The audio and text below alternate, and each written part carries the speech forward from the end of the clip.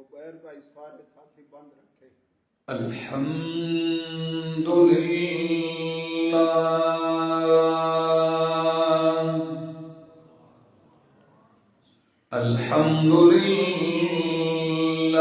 رب العالمین والعاقبۃ للمتقین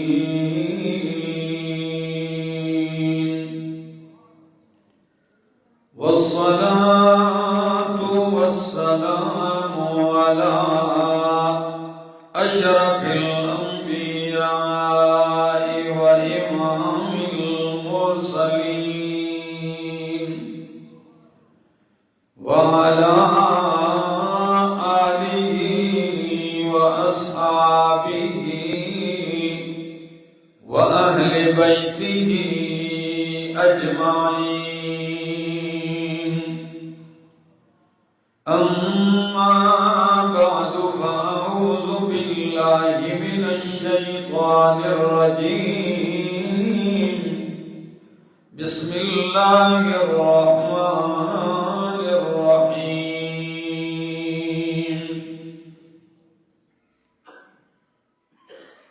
قل إن كنتم تحبون الله فاتبعوني يحببكم الله. وقال تعالى ومن يطع الرسول فقد أطاع الله. وقال تعالى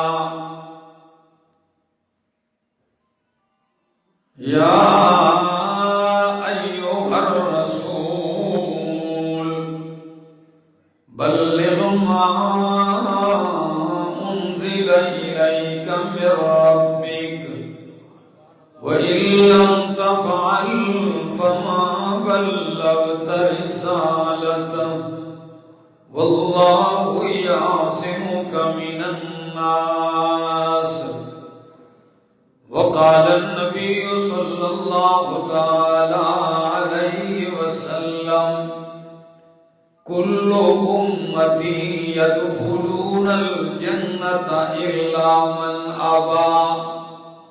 قيل ومن يأبى يا رسول الله؟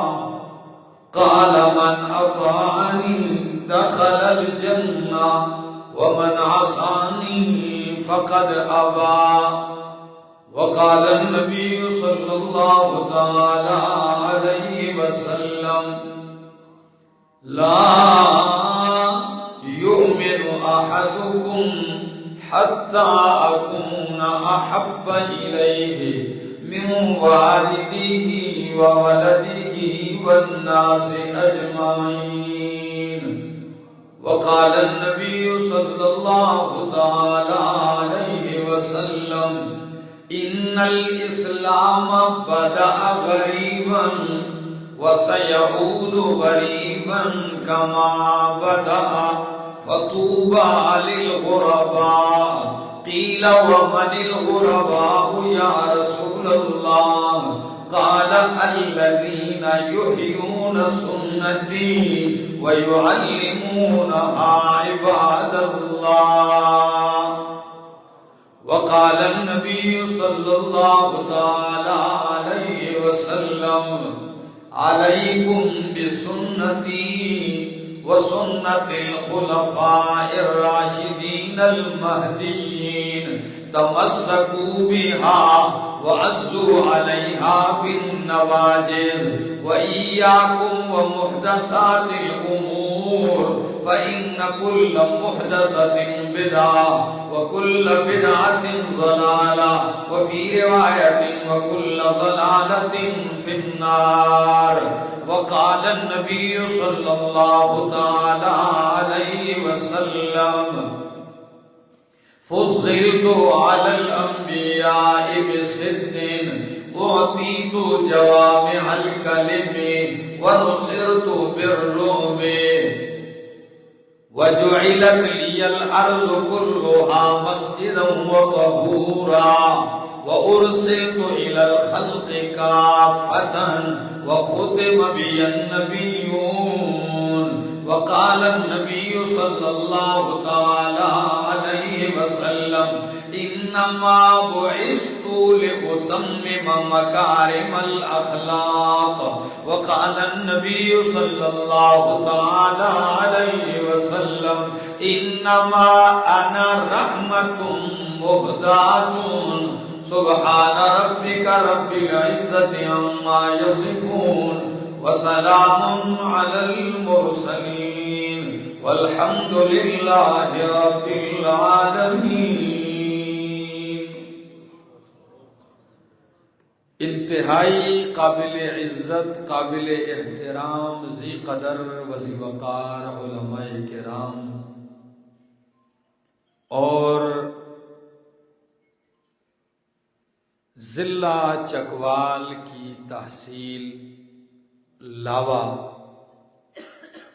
اور لاوا کے اس محلے کمال محلہ اور جامع مسجد بلال اور گرد و نواح سے آئے ہوئے میرے معزز مکرم دوستو، السلام علیکم. دعا اور التجا ہے دربار الہی کے اندر کہ اللہ مجھے حق سچ کہہ سکنے، سمجھا سکنے کی توفیق نصیب فرمائے، اور اس کے بعد مجھے اور آپ سب کو عمل کی بھی توفیق نصیب فرمائے. حضرت مولانا ضیاء الرحمن صاحب نے بڑی خوبصورت گفتگو فرمائی، اور جس طرح انہوں نے اپنی محبت اور پیار کا اظہار کیا کہ کئی سالوں سے ہمیں انتظار تھا اور میری یہ پہلی مرتبہ یہاں آمد ہے. آپ لوگوں کا اتنی کثیر تعداد میں جوک در جوک آنا بیٹھنا اللہ اپنی بارگاہ میں قبول اور منظور فرمائے. دوستو، گفتگو میں زیادہ طویل نہیں کروں گا، لیکن توجہ حد درجہ چاہوں گا. تھوڑا سا تو وقت ہم لے کر آئے ہیں، تو بیٹھے ادھر ہوں اور سوچتے کہیں اور ہو تو فائدہ نہیں. بارش برس رہی ہے اور پیالہ الٹا رکھا ہو تو کیا پڑے گا؟ اگر برتن سیدھا ہو تو ایک کے قطرے سے بھی بھر جاتا ہے. تو دل کا برتن سیدھا کیجئے تاکہ کتاب و سنت کے موتی جو برسیں آپ کے دل والے برتن میں پڑ جائیں اور آپ کے قلوب اور اذہان معطر ہو جائیں. اشتہار پہ عنوان بڑا خوبصورت تھا. میں نے دیکھا بڑا پیارا عنوان دیا کہ محبت رسول صلی اللہ علیہ وسلم اور اس کے تقاضے. یہ پہلا عنوان جو ہوتا ہے یہ تقریباً ہر اشتہار اکثر پہ ہوتا ہے، لیکن اس کے ساتھ جو اگلا جملہ ہے نہ یہ خطیب ٹچ کرتا ہے اور نہ ہی لوگ اس کو کہتے ہیں. محبت رسول صلی اللہ علیہ وسلم اور اس کے تقاضے. اگر میں اپنی گفتگو کو تقسیم کروں، میری باتیں سمجھ میں آ رہی؟ اگر میں اپنی گفتگو کو تقسیم کروں تو میری گفتگو کا پہلا عنوان یہ ہونا چاہیے: نبی اکرم صلی اللہ تعالی علیہ وسلم کی محبت یہ ایمان میں ہے، اور آپ سے محبت کرنا اللہ کے بعد یہ فرض اور واجب ہے. اس پر آیات قرآنی، اس پر احادیث. اس کے بعد کہ محبت ہے کیا اور محبت کے فائدے کیا ہیں، محبت کے اسباب کیا ہیں، کیوں محبت ہوتی ہے، کیوں کی جاتی ہے، کیوں ضروری ہے، اس کے بعد کہ محبت میں غلط فہمیاں، محبت میں غلطیاں، محبت میں افراط تفریط اور محبت میں غلط راہ کا اختیار کرنا، اس کی نشاندہی کہ کئی لوگ محبت میں بھی بھٹک جاتے ہیں۔ اور یہ عنوان کہ نبی اکرم صلی اللہ تعالی علیہ وسلم سے محبت، اس کا تقاضا کیا ہے؟ جب ہمیں پیار ہے، پیار فرض ہے، واجب ہے، جنت ملتی ہے، رحمتیں ملتی ہے، دیدار ملتا ہے، شفاعت ملتی ہے، تو پھر یہ محبت کا تقاضا کیا ہے؟ یہ محبت چاہتی کیا ہے؟ یہ محبت کا اثر میرے عقیدے پہ کیا پڑتا ہے؟ اس محبت کا اثر میری عبادتوں پہ کیا ہونا چاہیے؟ اس محبت کا اثر میری تجارت پہ کیسے ہونا چاہیے؟ اس محبت کا اثر میرے کردار پہ کیسا ہو؟ میرے اخلاق پہ کیسی ہونی چاہیے تاثیر؟ یہ ساری گفتگو اگر وقت نے اجازت دی تو بالکل ہلکا سا میں ان کو ٹچ کرتے ہوئے اپنی بات کو آگے بڑھاؤں گا۔ توجہ ہے؟ دیکھیے قرآن مقدس کیا کہتا ہے کہ نبی اکرم صلی اللہ تعالی علیہ وسلم کو اللہ نے کائنات کے لیے بالعموم رحمت بنا کر بھیجا ہے۔ میرے لفظوں پہ غور کرو گے انشاءاللہ، ایک ایک لفظ بڑے احتیاط کے ساتھ اور اہمیت کے ساتھ ہوگا، ٹھیک ہے نا؟ آپ کو اللہ نے عالمین کے لیے عام رحمت بنا کر بھیجا ہے۔ اور قرآن کیا کہتا ہے؟ وَمَا أَرْسَلْنَاكَ إِلَّا رَحْمَةً لِلْعَالَمِينَ۔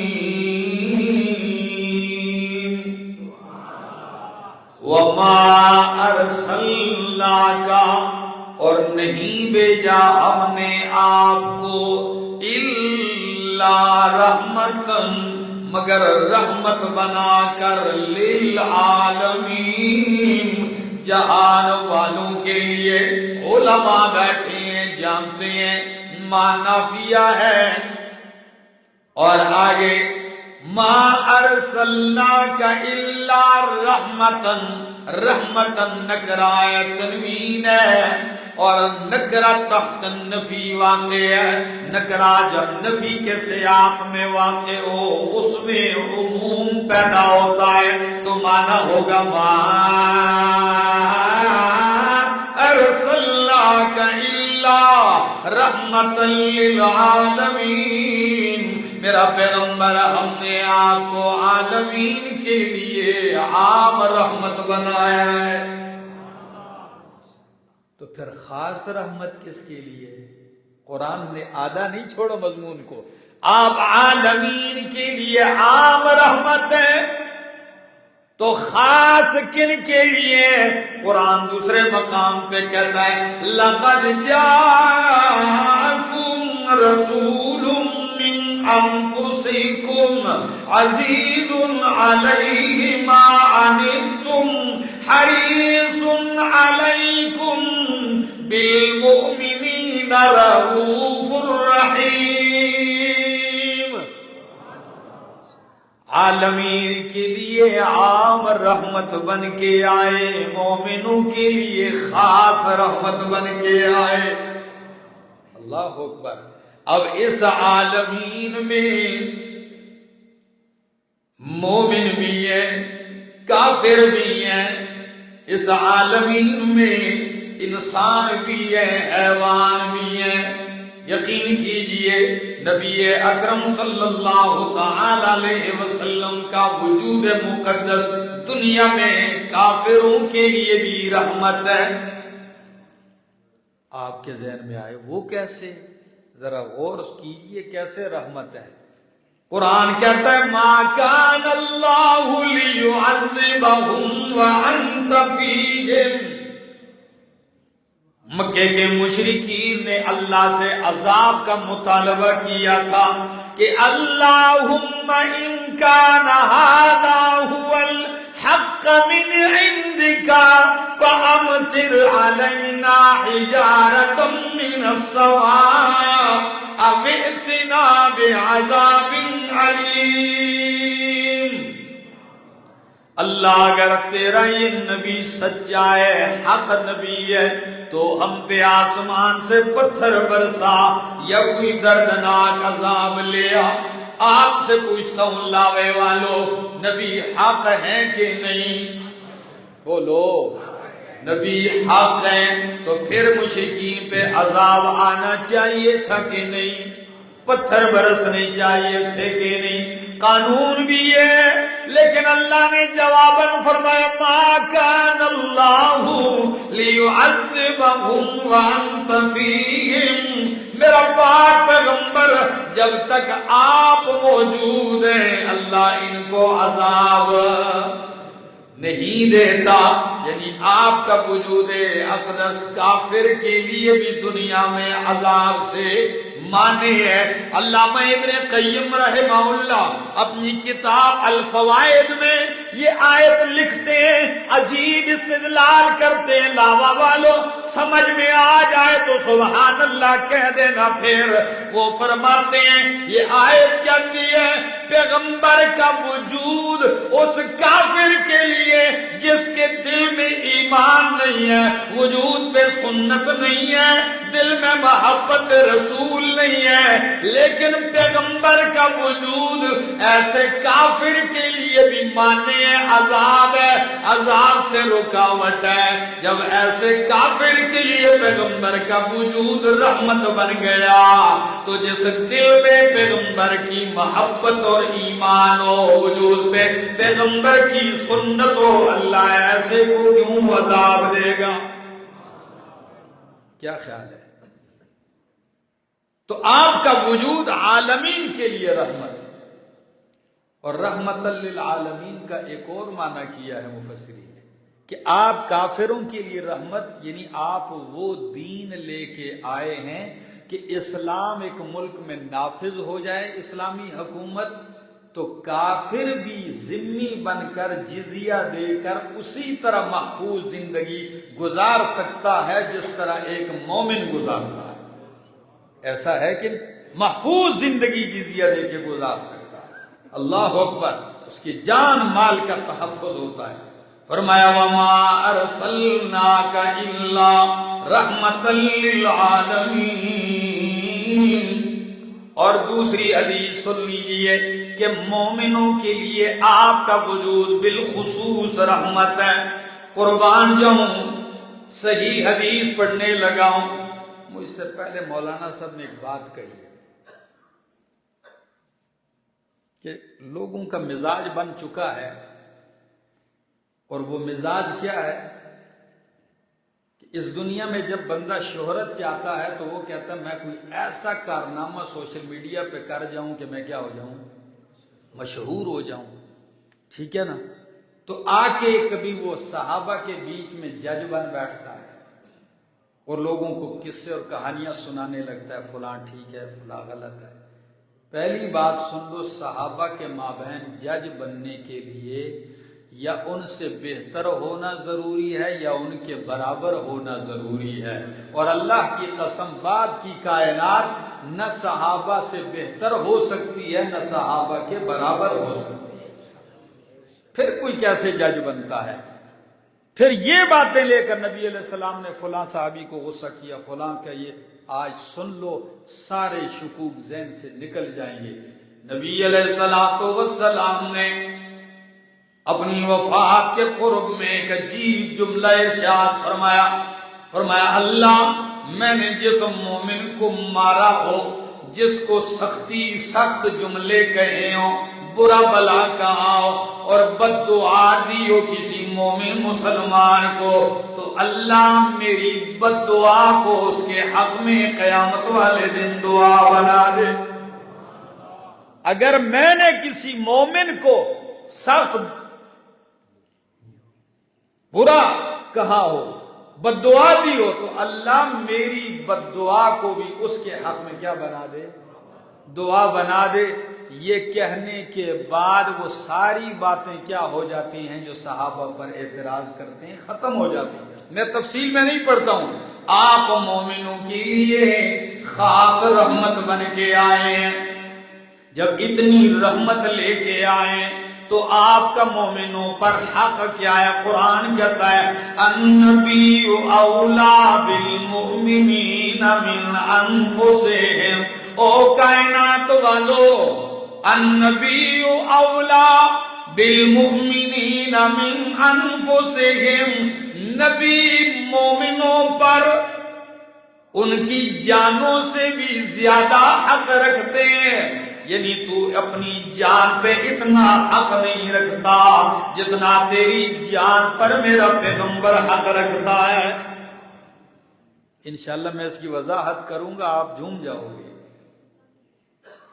النبی اولا بالمؤمنین من انفسہم، تجھے اپنی جان میں اتنا حق نہیں جتنا تیری جان میں پیغمبر کا حق ہے۔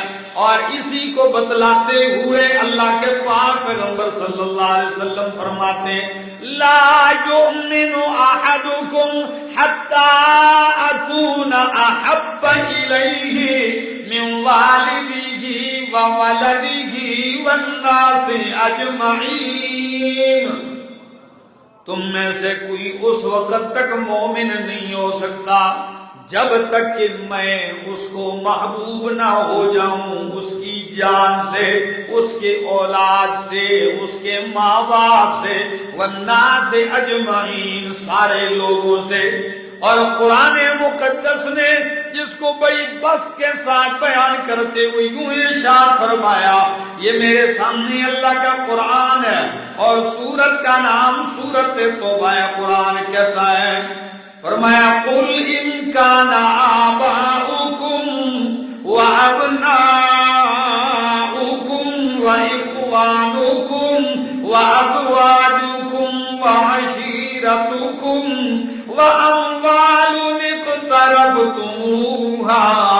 وتجارة تخشون كسادها ومساكن ترضونها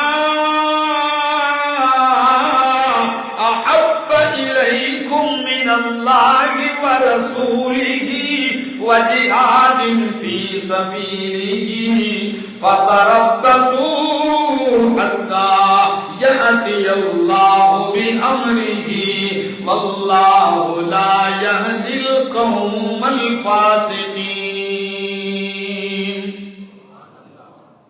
غور کیجئے لاوے کے موحد ساتھیوں، غور کیجیے اس آیت پر، سورہ توبہ کی آیت نمبر 24۔ فرمایا میرا پاک پیغمبر صلی اللہ علیہ وسلم اعلان کر دیجئے ان کان آباؤکم، اگر تمہارے باپ، ماں باپ، دادا پر دادا اوپر تک، وابناؤکم، تمہاری اولاد، تمہارے بچے بیٹے، وَإِخْوَانُكُمْ، تمہارے بھائی، وَأَزْوَاجُكُمْ، تمہاری بیویاں، وہ بیوی جس کے لیے ماں باپ بھی چھوڑ دیتے ہو، جس کے لیے بھائیوں کو بھی قربان کر دیتے ہو، جس کے لیے سارے رشتے ناتے چھوڑ دیتے ہو، یہ میری رفیقہ حیات ہے۔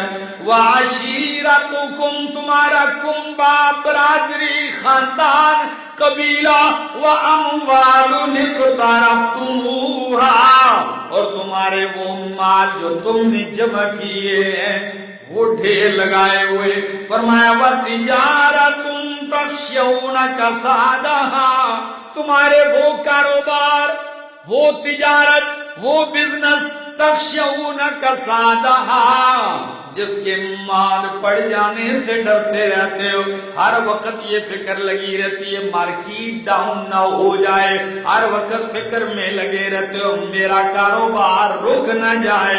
فرمایا تمہارے یہ کاروبار وَمَسَاكِنُ تَرْضَوْنَهَا، اور تمہارے وہ کو بنگلے، وہ کوٹھیاں، وہ محلات، وہ مکانات جنہیں تم پسند کرتے ہو، کروڑوں کا مکان بنا کر اوپر لکھ دیتے ہو ھذا من فضل ربی، مکان بنا کر کبھی ہنڈی کالے رنگ کی اوپر الٹی رکھ دیتے ہو، مکان بنا کے کالی نیل لٹکا دیتے ہو. کرتے ہیں کہ نہیں کرتے؟ عجیب لوگ ہیں. جو اللہ تجھے کروڑوں کی کوٹھی دے سکتا ہے وہ اس کی حفاظت نہیں کر سکتا. اوپر لکھا ہے ھذا من فضل ربی، یعنی کوٹھی کس نے دی ہے؟ اللہ کا فضل ہے. تو حفاظت اللہ کے ذمہ نہیں ہے نا، حفاظت تو کٹ ہی رکھ دی ہے کالی. اور کئی کالا کپڑا لٹکا دیا، لاکھوں کروڑوں کی گاڑی لی، آگے چھوٹی سی جوتی لٹک رہی ہے. میں ایک جگہ بال کتروانے کے لیے گیا اپنے محلے میں، تو میں نے اوپر سیٹ پر بیٹھا بال کٹوانے کے لیے، تو اوپر دیکھا تو سائڈ پہ اس نے گھوڑے کی نال لگائی ہوئی ہے. سوچتا رہا اس کے اوپر نظر پڑی، آخر مجھ سے رہا نہ کہ میں کہا بھائی یہ کیا ہے؟ کہتا ہے جی یہ گھوڑے کی نال ہے.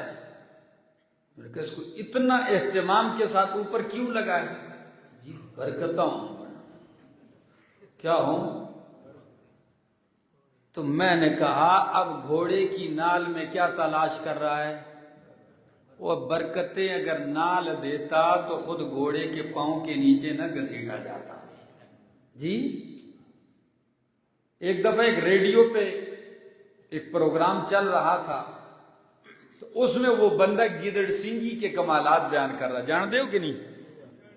یہ مداریوں کے پاس ہوتی ہے اکثر پڑی، یہ گیدڑ سنگی ہے. اب گیدڑ کے سر سے کوئی چیز نکالی، اوپر ایک قد بال ہوتا ہے، بس ایسی گنڈی سی ہوتی ہے بال سا، وہ لیا ہوا ہے. یہ گیدڑ سنگی جس کے پاس ہو لوگ اس کے دیوانے، یہ ہو تو پیسے اس کے پیچھے، یہ ہوتا ہے، جدھر جاتا ہے بس کامیاب فلاں فلاں. یہ بڑے اس نے کمالات گیدڑ سنگی کے سنائے. پھر لوگوں سے فون پہ بھی رابطے ہو رہے ہیں، تو کسی پٹھان نے اس کو کال کی، کہتا بھائی صاحب یہ تم نے گیدڑ سنگی کے فضائل بیان کیے، یہ کہاں ہوتا ہے؟ پٹھان کی اپنی انداز، یہ گیدڑ سنگی کدھر ہوتا ہے؟ اس نے کہا یہ گیدڑ کے سر میں ہوتا ہے نا. گیدڑ سنگی کہاں ہوتا ہے؟ کہا بھائی گیدڑ کے سر میں ہوتا ہے. کہتا ہے اگر سر میں ہوتا ہے کھانا خراب کے بچے، تو جس گیدڑ کے سر میں گیدڑ سنگی ہے، یہ اتنے کمالات کی چیز ہوتی تو وہ چوری کی مرغی کیوں کھاتا؟ وہ جنگل کا بادشاہ ہو جانا چاہیے تھا اس کو نا، وہ فارم سے مرغیاں کیوں چوری کرتا؟ کہ تیرے پاس آئے گی اور تقدیر بدل جائے گی. لوگوں کے عقیدے ہیں.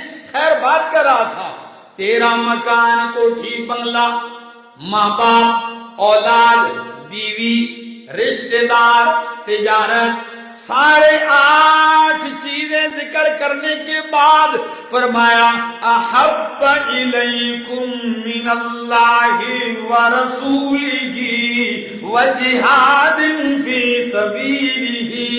اگر یہ اللہ سے زیادہ محبوب ہے، میرے پیغمبر رسول اللہ صلی اللہ تعالی علیہ وسلم سے زیادہ محبوب ہے، راہ خدا میں جہاد کرنے سے زیادہ محبوب ہے، فَتَرَبَّصُوا حَتَّى يَأْتِيَ اللَّهُ بِأَمْرِهِ. پھر اللہ کی رحمت کی امید نہ کرو، انتظار کرو کہ اللہ کا عذاب آ جائے تم پر. اللہ نے 8 چیزیں ذکر کی ہیں. یقین کیجئے کہنا آسان ہے، لیکن جب اولاد سامنے آ جائے، اولاد کی محبت سامنے آ جائے، بڑے بڑے لوگ لڑکھڑا اٹھتے ہیں. ایسا ہے کہ نہیں کہ میں نے بیان بدلا ہے؟ کیوں بدلا ہے؟ بچوں کی وجہ سے. میں نے فلاں کیا، اس کو خطرہ، اس کو خطرہ. مثال کے طور پر کہ یہ جب اولاد پہ آتی ہے تو سب کچھ کیا ہو جاتا ہے؟ بھول جاتا ہے. کہنا آسان ہے، لیکن رب کعبہ کی قسم محمد عربی صلی اللہ علیہ وسلم کے صحابہ نے قرآن کی اس آیت کا مصداق بن کے 8 کے 8 چیزیں قربان کر کے دکھائی. اگر کوئی کہتا ہے اولاد محبوب ہے تو صحابہ کرام نے اولاد قربان کر کے دکھائی ہے. اگر کوئی کہتا ہے ماں باپ محبوب ہوتے ہیں، دل کے قریب ہوتے ہیں، تو صحابہ کرام نے ماں باپ قربان کر کے دکھائے. کہاں سے لاؤں؟ سعد بن ابی وقاص رضی اللہ تعالیٰ عنہ ادھر کلمہ پڑھتے ہیں، ماں کو خبر ملتی ہے، ماں نے بھوک ہڑتال کر لی. کیا کر لی؟ بھوک ہڑتال. کہتی ہے واللہ لا اذوق طعاما ولا شرابا حتی تکفر بمحمد صلی اللہ علیہ وسلم. اللہ کی قسم اس وقت تک چکھوں گی بھی نہیں، کھانا پانی نہیں پیوں گی جب تک کہ تو محمد عربی صلی اللہ علیہ وسلم کا انکار نہ کر جائے. راستے میں بیٹھ گئی، کڑی دھوپ ہے، شدید گرمی ہے، آئے جائے لوگ پوچھتے ہیں اماں دھوپ میں کیوں بیٹھی ہے. وہ حالت غیر ہو گئی.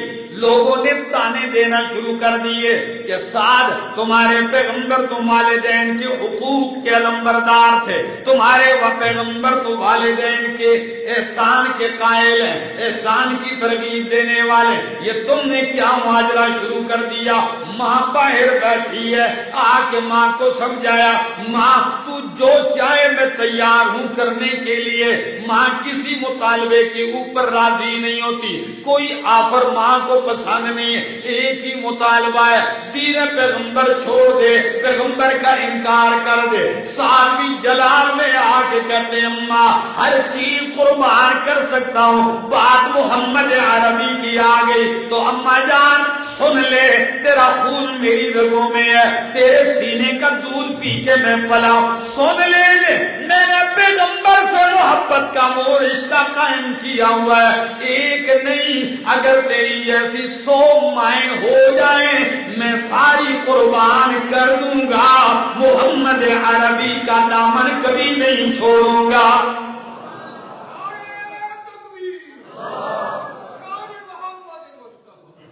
وہ تو کہتے تھے جو جان مانگو تو جان دیں گے، جو مال مانگو تو مال دیں گے، جو جان مانگو تو جان دیں گے، جو مال مانگو تو مال دیں گے، مگر یہ ہم سے نہ ہو سکے گا، محمد کا جاہ و جلال دیں گے.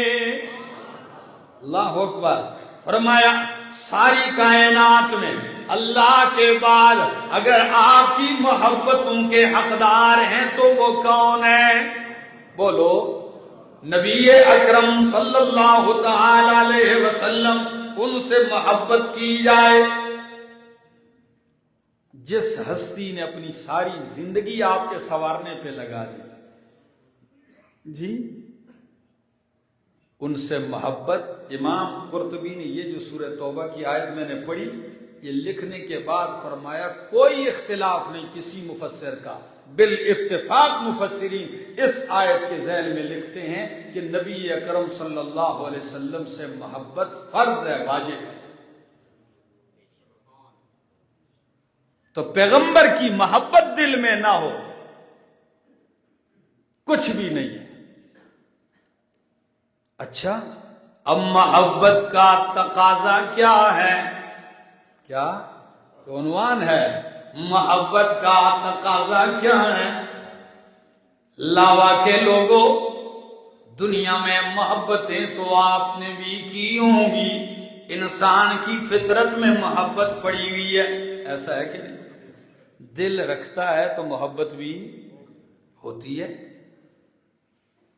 تو جس سے محبت ہو جائے اس کی باتیں بھی اچھی لگتی ہیں، جس سے محبت ہو جائے اس کا نام بھی اچھا لگتا ہے، جس سے محبت ہو جائے اس کے طور طریقے بھی اچھے لگتے ہیں، جس سے محبت ہو جائے اس کا رہن سہن لباس بھی اچھا لگتا ہے، جس سے محبت ہو جائے اس کے عادات و اخلاق بھی اچھے لگتے ہیں. تو محبت کا تقاضا ہے بھی یہی. یہ شاعر کہتا ہے اتعصر رسول وانت تظہر حبہ اتعصر رسول وانت تظہر حبہ هذا لعمري في الفعال بديع لو كان حبك صادقا لأطعته فإن المحب لمن يحب مطيع. پیسے نہیں لگتے تو کہہ دو سبحان اللہ. جاگ کے بیٹھو, سردی سے آپ ٹھٹر رہے ہیں میرے دوستو. فرمایا اتعصر رسول وانت تظہر حبہ, تو رسول کی نافرمانی کرتا ہے صلی اللہ علیہ وسلم, ان کی نافرمانی کرتا ہے. وانت تظہر حبہ, اور اس کی محبت کا اعلان کرتا ہے, اظہار کرتا ہے کہ مجھ سے بڑا پیغمبر کا محب کوئی نہیں ہے. دعویٰ محبت کا اور کرتا ان کی نافرمانی ہے. شاعر کہتا ہے ھذا لعمری فی الفعال بدیع, میری زندگی گواہ ہے, اللہ کی قسم ہے, یہ تو بہت ہی اوپری سی بات ہے, عقل کے خلاف بات ہے. کیوں؟ دستور تو محبت کا یہ ہے ان المحب لمن يحب مطیع, محب محبوب کا تابعدار ہوتا ہے. کیا ہوتا ہے؟ تابعدار ہوتا ہے, پیروکار ہوتا ہے, اطاعت گزار ہوتا ہے, تابع فرما ہوتا ہے. سن لیجئے قرآن کہتا بھی ہے من یطع الرسول فقد اطاع اللہ, اطیعوا اللہ واطیعوا الرسول, اطاعت کرو اللہ کی اور اس کے رسول کی. پھر اگلے میں فرمایا من یطع الرسول, جس نے رسول کی اطاعت کی, فقد اطاع اللہ, اس نے کس کی اطاعت کی؟ اللہ کی اطاعت کی. یعنی رسول کی اطاعت کو اللہ نے اپنی اطاعت قرار دیا ہے. اطاعت کیجئے تو اطاعت کرنا, پیروی کرنا. اس میں ایک جملہ اگر لگا دوں تو مزہ ہی آ جائے گا. لاوے والوں, پڑھے لکھے لوگ, پیروی اور اطاعت تو آئین اور قانون کی بھی کی جاتی ہے کہ نہیں؟ وکیل اٹھتا ہے عدالت میں یہی کہتا ہے, آئین یہ کہتا ہے, قانون یہ کہتا ہے. ٹھیک ہے, آپ سڑکوں پہ چلتے ہیں, ٹریفک کے جتنے قوانین ہیں آپ اس کی کیا کرتے ہیں؟ پیروی کرتے ہیں کہ نہیں کرتے؟ تو پیروی اور اطاعت تو قانون کی بھی ہوتی ہے اور پیروی پیغمبر کی بھی. فرق یہ ہے کہ عام قوانین کی پیروی ہوتی ہے, اس میں محبت نہیں ہوتی. کیا یہ آپ جو پیروی کرتے ہیں ٹریفک کی, یہ کوئی محبت سے, پیار سے؟ فرق یہ ہے کہ پیغمبر کی پیروی ہوتی ہے کس کے ساتھ؟ محبت کے ساتھ. محبت میں ڈوب کے, عقیدت میں ڈوب کر آپ پیروی کرتے ہیں. یہ عام پیرویوں کی طرح پیروی نہیں ہے. تو محبت بھی ہو اور اطاعت بھی ہو. فرمایا اطاعت پیغمبر کیجیے, یہ محبت کا تقاضا ہے. پیغمبر کی محبت کا تقاضا یہ ہے پیغمبر کی سنتوں پہ عمل کیجیے, آپ کی سنتوں کا پرچار کیجیے. یہ محبت پیغمبر کا تقاضا ہے. اللہ کے پاک پیغمبر صلی اللہ علیہ وسلم نے فرمایا من تمسک بسنتی عند فساد امتی فلہ اجر مئت شہید, جس نے میری ایک سنت کو تھام لیا, کیا کر لیا؟ عند فساد امتی, امت کے فساد کے وقت جب امت میں بگاڑ فساد پیدا ہو جائے اس وقت آپ نے سنت مصطفیٰ کو تھام لیا تو آپ ایک سنت تھامیں گے, اجر 100 شہیدوں کا ملے گا. یہاں ایک بات کہوں تو مزہ ہی آ جائے. پتہ ہے میرے شیخ القرآن مولانا محمد طیب طاہری حفظہ اللہ, وہ اپنے والد شیخ القرآن امام محمد طاہر پنجپیری رحمہ اللہ کے حوالے سے کہتے ہیں، وہ کہتے ہیں حکمت کیا ہے کہ شہید اللہ کے راستے میں جان کے ٹکڑے کروا دیتا ہے، زندگی کا حق اپنا ختم کر دیتا ہے، یہ جہان چھوڑ جاتا ہے، اور متبع سنت کو ایک سنت زندہ کرنے کی وجہ سے، ایک سنت تھامنے کی وجہ سے اللہ 100 شہیدوں کا ثواب دیتا ہے۔ حکمت کیا ہے؟ وہ فرماتے ہیں حکمت یہ ہے شہید ایک مرتبہ ہی شہید ہوتا ہے، جبکہ سنت کا پرچار کرنے والا اس کی شہادت کی تحریکیں اور پلاننگ روز ہوتی ہے۔ متبع سنت کی موت کے لیے میٹنگیں روز ہوتی ہیں، اور اس کو ہر دن یہ آج مارا جاؤں گا، آج مجھے مار دیا جائے گا، آج چوک میں لٹکا دیا جائے گا، آج گھر پہ حملہ کر دیا جائے گا، مشرک آئیں گے۔ اور ہوا ہے کہ نہیں ہوا ہے؟ امام شاہ ولی اللہ محدث دہلوی رحمہ اللہ کہ آج حدیث کی سند، تفسیر کی سند انہی پہ جا کے پہنچتی ہے۔ یہی تو وہ ہستی ہے کہ اردو میں، فارسی میں قرآن کا پہلا ترجمہ کیا تو نتیجہ کیا نکلا؟ پیروں اور مولویوں نے جلوس نکالا اور ان کا سارا گھر جلا دیا، جانور جلا دیے، پورا گھر جلا دیا۔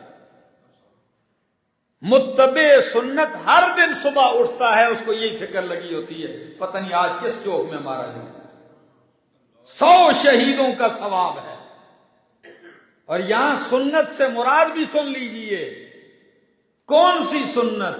وہ سنت امیتت جو مٹ چکی ہو، مٹا دی گئی ہو، اس کی جگہ بدعت نے لے لی ہو، اور آپ اس بدعت کو جڑ سے اکھیڑیں اور وہاں سنت کو زندہ کریں تو آپ کو لگ پتا جائے گا۔ صرف ایک مسجد ہی میں جب بدعت چلی آ رہی ہو، ایک امام صاحب کو اس کو مٹاتے ہوئے میرے خیال سے 100 سے زیادہ مرتبہ مرنا پڑتا ہے، یعنی مرنے کے لیے تیار ہونا پڑتا ہے، پھر جا کے کہیں معاشرے سے بدعت مٹتی ہے اور ایک سنت زندہ ہوتی ہے۔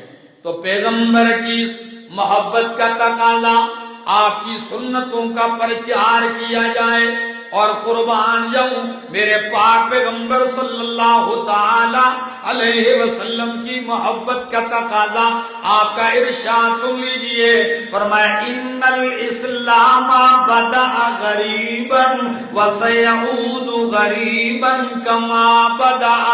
اسلام کی ابتدا بھی بڑے انوکھے اور اوپرے اجنبی طور پر ہوئی، یعنی جب اسلام شروع میں ابھرنے لگا تو لوگوں کے سامنے بالکل اجنبی تھا۔ لوگ کہتے ہیں اوپریاں گلا میں، ہم نے تو اپنے باپ دادا سے یہ نہیں سنی، اجعل الآلہۃ الہا واحدہ ان ھذا لشیء عجاب، عجیب بھی نہیں، تو کوئی عجیب باتیں ہیں۔ اسلام شروع میں بڑا اوپرا لگا تھا، فرمایا پھر پھیل گیا، ایسا دور پھر آ جائے گا کہ اسلام پہ چلنا اور اسلام کی باتیں یہ پھر اوپری لگنے لگیں گی۔ وَسَيَعُودُ غَرِيبًا، پھر لوگوں کو ناشنا نظر آئے گا، جس کی شلوار ٹخنوں سے بھی نیچے اور کھریوں ایڑیوں سے بھی نیچے ہوگی اس کو کوئی برا نہیں کہے گا، لیکن جو 5 ٹخنوں سے اوپر کرے ڈوبے کونج گیا نہیں۔ ہماری ہندکوں کی بولی میں اس کو کیا کہتے ہیں؟ ڈوبے کنج۔ ہاں یہ کیا ہے؟ سلوار اس کی ٹخنوں سے اوپر ہے۔ اچھا، ایک بندہ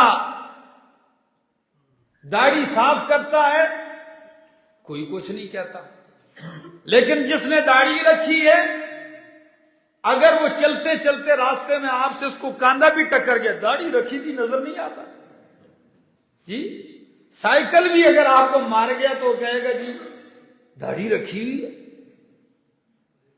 کیا مطلب ہے اس کا؟ بھائی اس کے ساتھ کیا تعلق ہے؟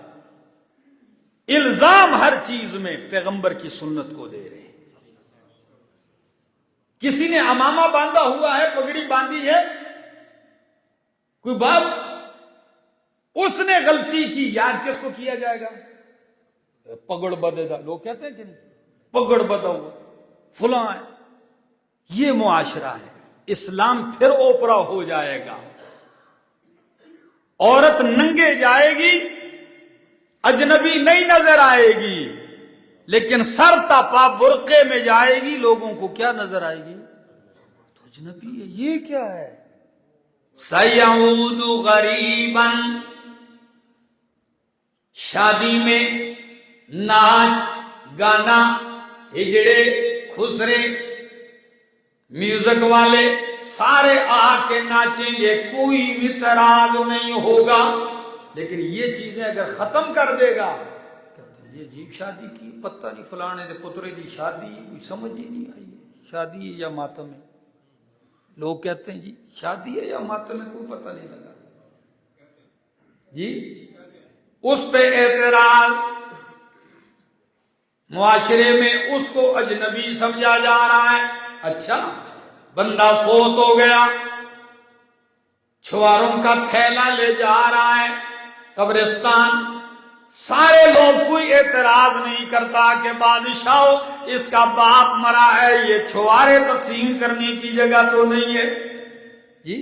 ادھر باپ کی میت پڑی، ادھر قرآن دائرے میں گھوم رہا ہے، اس پہ کوئی اعتراض نہیں. لیکن اگر کسی نے یہ کام نہیں کیا، کروڑ روپے جا کے کسی مسجد پہ بھی لگا دیے، لوگ کہیں گے باپ پیوں روڑ کے آ گئے، پانی میں بہا کے آ گئے. اس پہ اعتراض ہے. ان الاسلام بدا غریبا وسيعود غریبا کما بدا. ابھی راستے میں آتے ہوئے یہ حاجی عمران صاحب نے مجھے ایک ویڈیو کلپ سنا ہے گاڑی میں، کہنے لگے حضرت سفر کاٹتے ہیں تو ذرا یہ سنو. بڑی اچھی خوبصورت پگڑی باندھی مولانا صاحب ممبر پہ بیان کرتے ہیں. کہتے جی لوگوں مردے نال گپ شپ لاؤن دا طریقہ،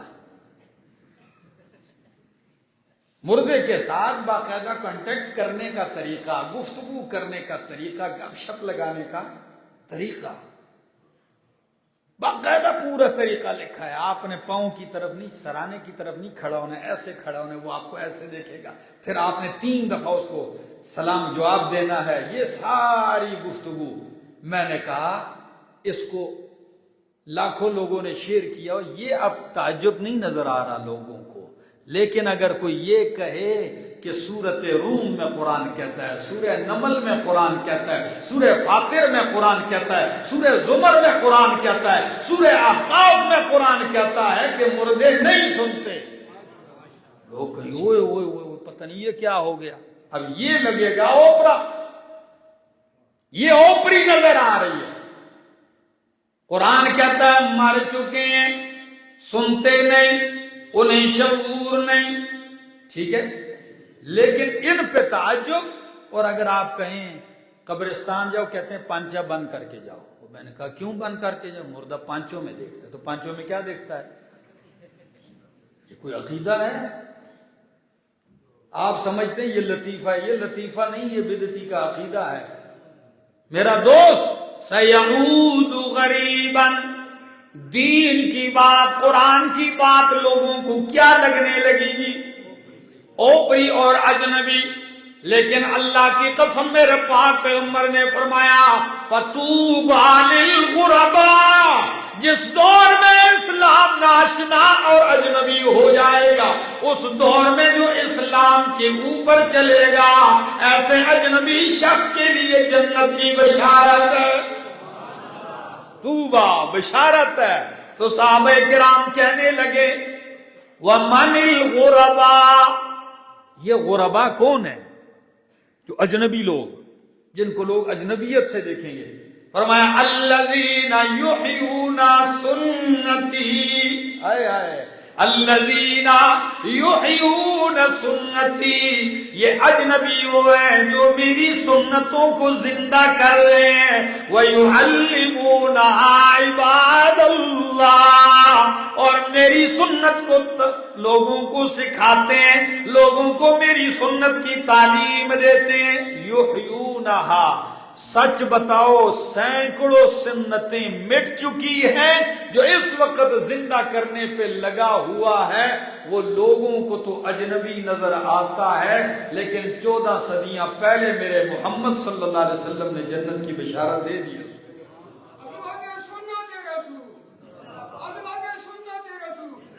محبت رسول کا تقاضا سنت پہ چلا جائے، سنت کو اپنایا جائے۔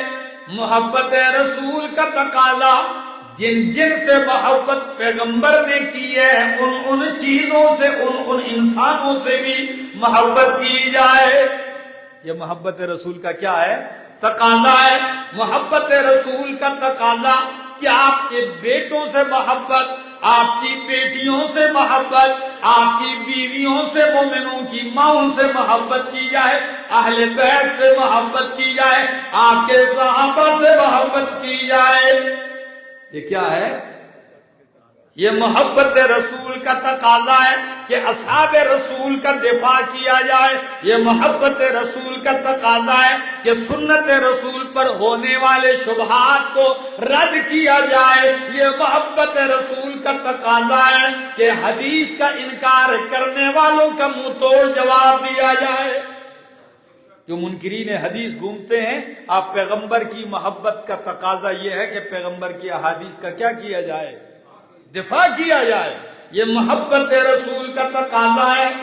اور محبت رسول کا تقاضا دیکھیے، آپ کو اتنا اندازہ ہے، نبی علیہ الصلوۃ والسلام کی ازواج مطہرات، ہماری مائیں، ہمیں ان سے محبت ہونی چاہیے کہ نہیں؟ اس لیے کہ میرے پاک پیغمبر صلی اللہ علیہ وسلم کو پیاری تھی، نبی نے ان سے محبت کی، قرآن نے انہیں ہماری ماں قرار دیا ہے۔ ام المومنین حضرت خدیجہ الکبریٰ رضی اللہ تعالیٰ عنہ، ام المومنین حضرت صدیقہ کائنات حضرت عائشہ رضی اللہ تعالیٰ عنہ، ام المومنین حضرت سودا رضی اللہ تعالیٰ عنہ، ام المومنین حضرت حفصہ رضی اللہ تعالیٰ عنہ، ام المومنین حضرت میمونہ رضی اللہ تعالیٰ عنہ، ام المومنین حضرت ام حبیبہ رضی اللہ تعالیٰ عنہ، ام المومنین حضرت زینب بنت جحش رضی اللہ تعالیٰ عنہ، اور حضرت ماریہ قبطیہ رضی اللہ تعالیٰ عنہ، حضرت جویریہ رضی اللہ تعالیٰ عنہ۔ یہ مائیں ہماری ہے، پیغمبر کی ازواج مطہرات، ان کا چرچا کیا جائے، ان کا تذکرہ کیا جائے۔ آپ کی بیٹیاں جو آپ کی لخت جگر ہیں، جن کے رگوں میں آپ صلی اللہ علیہ وسلم کا خون دوڑتا ہے، حضرت زینب، رقیہ، ام کلثوم اور فاطمہ رضی اللہ تعالیٰ عنہ، پیغمبر کی بیٹیاں کتنی ہیں؟ بولو، جو 4 مانتے ہیں وہ بولو کتنی ہیں؟ 4 ہیں۔ بڑی حضرت زینب، پھر حضرت رقیہ، ام کلثوم اور حضرت فاطمہ الزہرا رضی اللہ تعالیٰ عنہن۔ اور آپ کے دامادوں سے محبت کی جائے، اور آپ کے خلفاء سے محبت کی جائے، آپ کے صحابہ سے محبت کی جائے، جنہیں قرآن کریم نے جنت کی بشارتیں دنیا میں سنا دی ہیں، ان سے محبت کی جائے۔ یہ محبت رسول کا تقاضا ہے۔ دفاع کیا جائے صحابہ کرام پہ ہونے والے ایک ایک اعتراض کو دھویا جائے، یہ محبت رسول کا تقاضا ہے۔ آئیے میرے دوستو، نبی اکرم صلی اللہ علیہ وسلم کے ساتھ جس چیز کی نسبت پیدا ہو گئی ان سے بھی محبت کی جائے۔ لیکن ایک بات یہاں کروں، کمال کا ایک واقعہ سنا دیتا ہوں، انشاءاللہ مزہ آئے گا۔ غازی اسلام، شہید اسلام، حضرت مولانا شاہ اسماعیل شہید رحمہ اللہ، اللہ ہمارے اکابرین کے قافلے کے سالار ہیں۔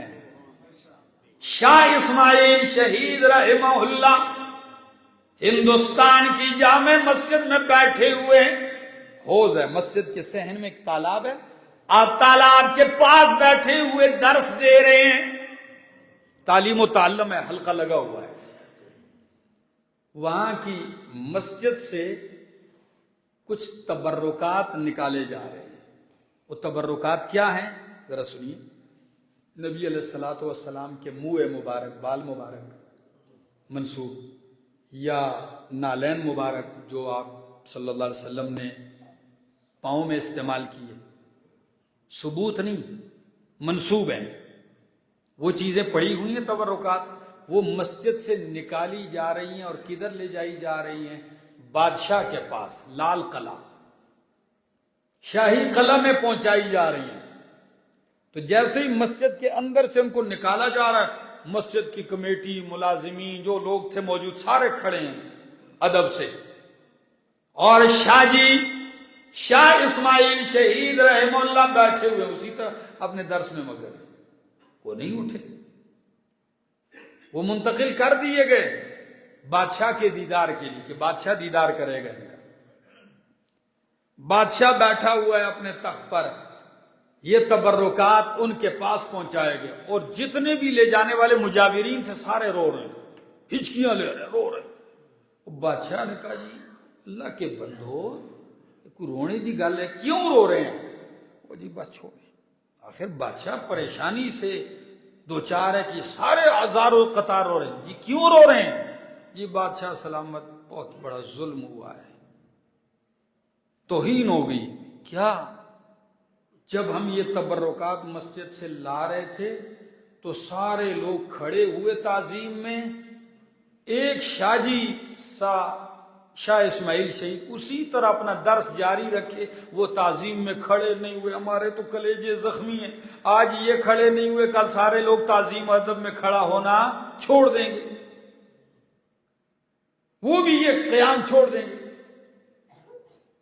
بادشاہ نے کہا اچھا تم حوصلہ رکھو، میں ابھی اس کو بلواتا ہوں یہاں اور ابھی لگ پتا جائے گا۔ خط لکھ دیا، شاہ اسماعیل شہید کے پاس خط آیا، کہا میرے پاس آ جاؤ۔ خط پڑھتے ہیں، دوستوں سے مشورہ لیا کیا کیا جائے، انہوں نے کہا آپ نہ جائیں، خط سے ہی پتہ چل رہا ہے اور بندے بھی آئے ہوئے ہیں، بادشاہ کی نیت ٹھیک نہیں لگتی۔ شاہ عبدالعزیز محدث دہلوی رحمہ اللہ نے مشورہ دیتے ہوئے فرمایا آپ جائیں لیکن باہر دائیں بائیں سب لوگوں کو خبردار کر کے جائیں، اگر بادشاہ کی نیت میں کوئی فرق ہوا آپ کو پھانسی وغیرہ دینے کے لیے، قتل کرنے کے لیے، تو کم از کم کیس بنے گا، ایسے گمنامی میں نہیں جاؤ گے، اطلاع کر دو۔ کہنے لگے میں کسی کی اطلاع نہیں، سیدھے چلے گئے۔ پہنچتے ہیں، بادشاہ تخت پہ بیٹھا ہے، پرتپاک استقبال کیا، داخل ہوئے شاہ اسماعیل شہید، بادشاہ نے استقبال کیا، بولے کہ تشریف رکھیے۔ شاہ جی بیٹھ گئے، بادشاہ نے کہا شاہ صاحب کوئی نبی علیہ الصلوۃ والسلام کے حالات ذرا بیان کرو، سیرت۔ شاہ جی کہنے لگے میرا کام ہی ہے، آپ نے جب سیرت، ہجرت، طائف یہ واقعات شروع کر دیے، وہ سما بن گیا کہ بادشاہ بھی رو رہا ہے، حاضرین بھی رو رہے ہیں۔ ایسے گفتگو کی، جب یہ گفتگو کی بادشاہ نے کہا آپ نے تو سیرت ایسے بیان کر دی کہ ہم پہ لرزہ طاری ہو گیا ہے، اتنا آپ پیغمبر پاک صلی اللہ علیہ وسلم سے محبت کرتے ہیں تو پھر آپ نے یہ گستاخی کیوں کی؟ کون سی گستاخی؟ فرمایا یہ جب یہ تبرکات لائے جا رہے تھے تو آپ تعظیماً کھڑے کیوں نہیں ہوئے؟ آپ تعظیماً کھڑے۔ پوچھنے کا انداز ہے، جواب سنیے۔ شاہ جی کہنے لگے بادشاہ سلامت، پہلی بات تو یہ ہے کہ یہ تبرکات صحیح سند سے ثابت نہیں ہے۔ کیا؟ یہ کوئی ثابت نہیں کر سکتا کہ یہ وہی منہ مبارک ہیں یا وہی نالین مبارک ہیں جو آپ نے استعمال کی، سند نہیں ہے۔ دوسری بات یہ ہے بادشاہ سلامت، اگر یہ واقعی تبرکات ہیں تو پھر مجھ سے زیادہ اس کی تعظیم آپ پر بھی تھی، آپ کو چل کے وہاں جانا چاہیے تھا، نہ کہ ان کو کھینچ کے آپ کے پاس لانا چاہیے تھا۔ پھر تو آپ کو وہاں جانا چاہیے تھا، یہ کھینچ کے آپ کے دربار میں لانے کی چیزیں نہیں تھی۔ بادشاہ ہکا بکا ہو گیا، یہ دیکھیں جواب ہو گیا، اس کا کیا جواب دیا جائے؟ کہا بادشاہ سلامت ذرا ٹھہر جائیے، بخاری ہے، حدیث کی کتاب منگوائیے، بادشاہ نے کسی سے کہا لے آؤ.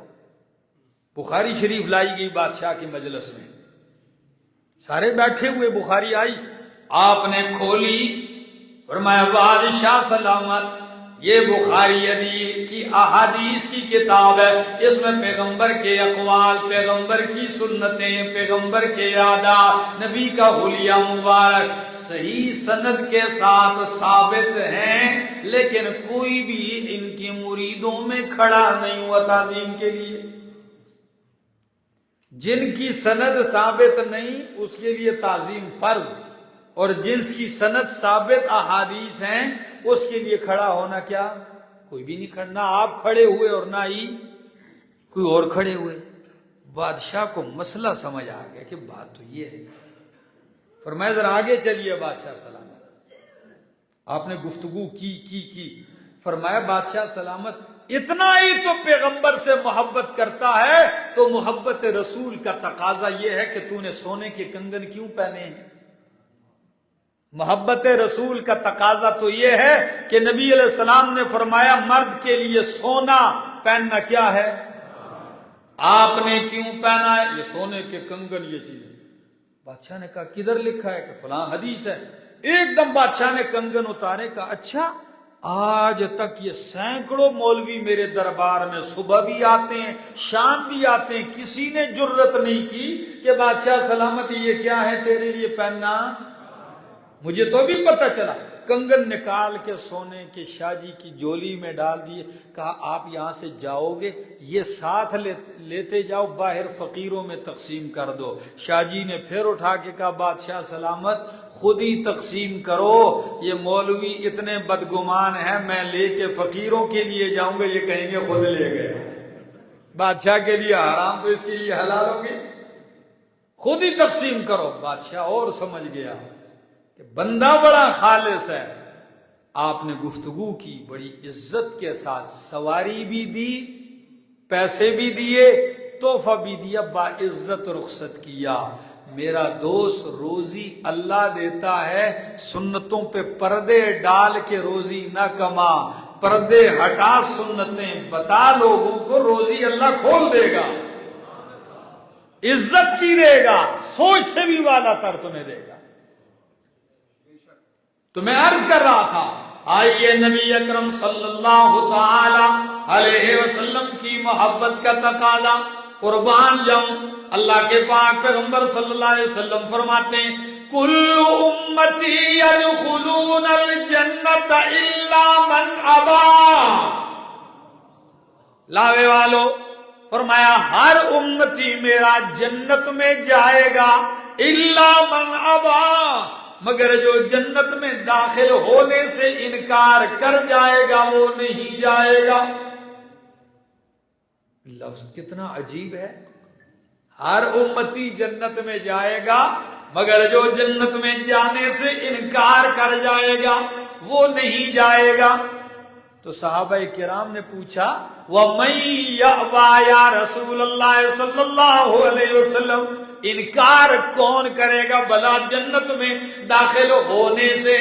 نبی کریم نے فرمایا من اطاعنی دخل الجنہ، جس نے میری اطاعت کی وہ جنت میں داخل ہو گیا، اور جس نے میری نافرمانی کی در حقیقت اس نے جنت میں داخل ہونے سے انکار کر دیا. بات صاف ہے، دعویٰ ہے، تقاضا بھی پورا کرو، محبت کا کیا کرو، اور محبت مصطفیٰ صلی اللہ علیہ وسلم کا تقاضا ہے کہ آپ پر کثرت کے ساتھ درود پڑھا جائے. کیا پڑھا جائے؟ اور درود کے وہ الفاظ پڑھے جائیں. محبت کا تقاضا ہے جو آپ نے خود بتلائے ہوں، جو آپ نے اپنی طرف سے بنایا ہوا نہیں، جو انہوں نے بتایا وہی اپنائے جائیں الفاظ. کبھی کبھی سوچتا ہوں، یقین کیجئے اللہ نے اپنے پاک پیغمبر صلی اللہ علیہ وسلم کو درود کے ایک ایسا تحفہ عطا کیا ہے کہ یہ وہ عبادت ہے او میرا دوست کہ سب سے پہلے اللہ اس میں شریک ہے. کیا ہے؟ ان اللہ و ملائکتہ یصلون علی النبی یا ایھا الذین آمنوا صلوا علیہ وسلموا تسلیما. بے شک اللہ اور اس کے فرشتے درود بھیجتے ہیں اپنے پیغمبر پر. مومنو تم بھی کیا بھیجو. مضارع کا صیغہ استعمال کیا. مضارع میں دو معنی ہوتے ہیں.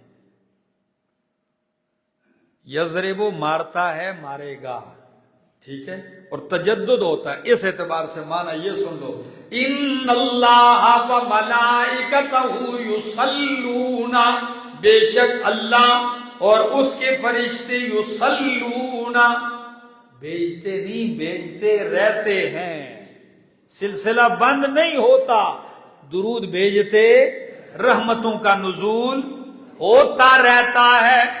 تو مومنو تم بھی درود بھیجو. کتنا بھیجیں یہ بھی جھوم جاؤ گے. حضرت ابی بن کعب رضی اللہ تعالیٰ عنہ آتے ہیں, کہتے ہیں اللہ کے حبیب صلی اللہ علیہ وسلم انی اصلی علیکا و اکثر الصلاۃ علیکا, میں آپ پر درود پڑھتا ہوں اور کثرت کے ساتھ درود پڑھتا ہوں, لیکن آپ مجھے بتائیے کہ میں اپنے ذکر اذکار دعا کا کتنا حصہ آپ پر درود بھیجنے کے لیے خاص کر دوں. دعا ذکر اذکار تسبیحات میں جو میرا وقت لگتا ہے اس کا کتنا حصہ آپ پر درود بھیجنے کے لیے خاص کر دوں. نبی علیہ السلام نے فرمایا ما شئت, کیا جس قدر حصہ تو چاہتا ہے, کوئی پابندی. کہنے لگے افاجعل لک الربع, کیا میں آپ کے لیے چوتھائی حصہ خاص کر دوں.